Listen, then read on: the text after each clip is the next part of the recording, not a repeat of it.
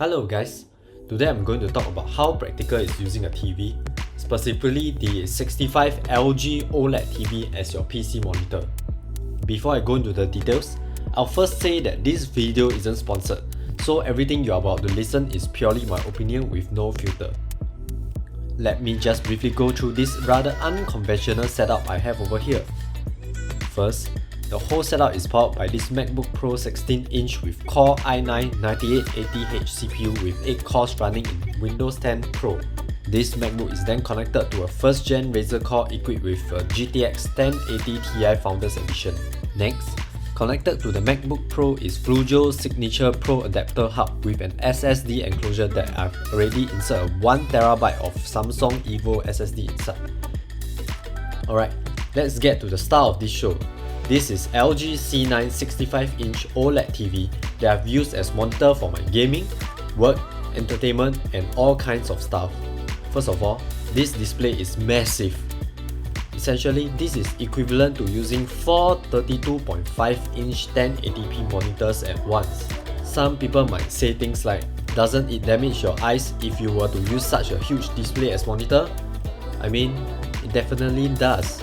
However, just make sure you've adjusted the settings so that it's not too bright for your eyes before actually using it. For this video, I'm just going to talk about the practicality of using a large TV as your monitor. I'm not going to talk about the specs and features of the TV as that's not the point of this video.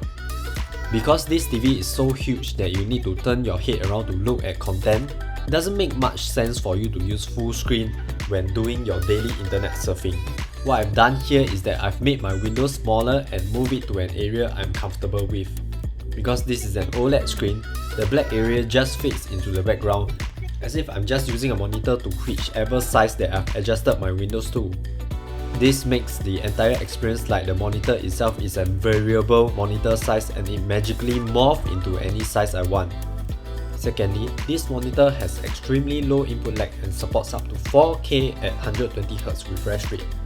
This means that I could comfortably play FPS game on it, even at a competitive level.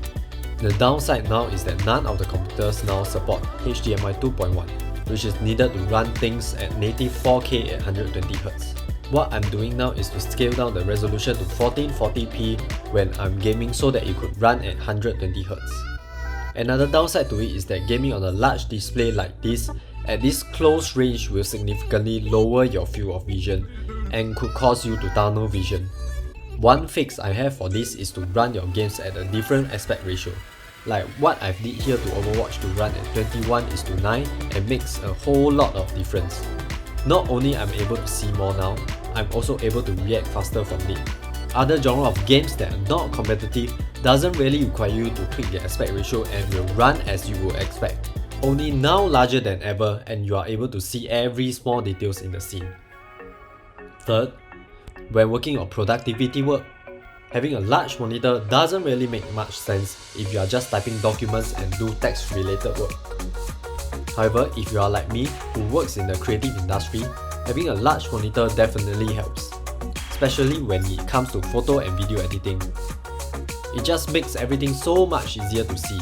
The fine details, the user interface, everything is just so much easier to see without physically moving yourself closer to the screen just to see the small details.